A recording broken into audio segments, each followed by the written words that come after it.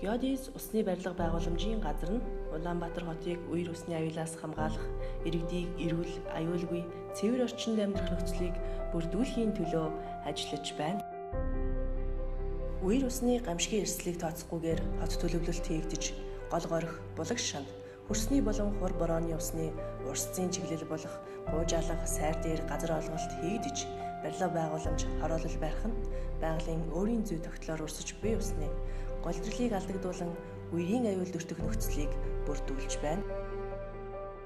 Гол горих, булагш шанд, хөрсний ус болон хур борооны урсцын чиглэл болох гуужаалга сайрыг өөрийн зүй тогтлоор ашиглаж хамгаалах нь хямд төсөр өртгөөр усны барилга байгууламж бий болгож хөрөнгө санхүү хэмнэх өндөржил төлөвлөлтийг оновчтой шийдэх чухал ач холбогдолтой.